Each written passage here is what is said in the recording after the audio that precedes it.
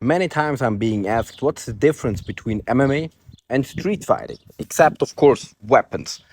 Of course, in street fighting, weapons may be involved, but most of the time they're not. Even if media try to sell us this, but most of the times there's no weapons involved. So what's the difference? Because MMA seemingly everything is allowed, but there's a couple fouls. So, like in MMA, most notably, you cannot strike to the groin, you cannot strike to the eyes, you cannot bite, you cannot hit the back of the head, you cannot spike them down, you cannot grab the hair or the clothes or bend single fingers. So, there's a couple things that you're not allowed to do. And I'd argue that it's not that much. In MMA, the most effective and most efficient strategies are allowed.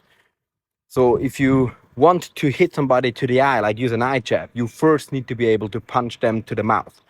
And if you've trained, you know it's difficult enough to apply a proper fist punch to the face of somebody.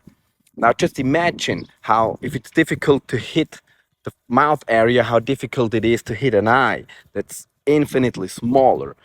But still there's a chance of it. I'd argue the difference in power level between a professional MMA unified rules and a full-on street fight with no weapons is about 20%. Because there's just some very effective things outlawed in MMA, like a three-point rule. You cannot knee or head kick somebody who's on the floor. You cannot stomp them. That will make grappling so much more effective. I don't even need to throw you all the way down. I just need to make you stumble a bit, and then I'm gonna knee your face or I'm gonna stomp you. I don't even need to go down to the floor with you. I can keep standing. Then I can stomp you to a pulp. So it's so effective. If I can attack the back of your head and your spine, then I don't need to throw you. I just need to pull your head down, and then I'm using 12 to 6 elbows that are also banned in MMA. Also, I can use grappling to incapacitate you much faster.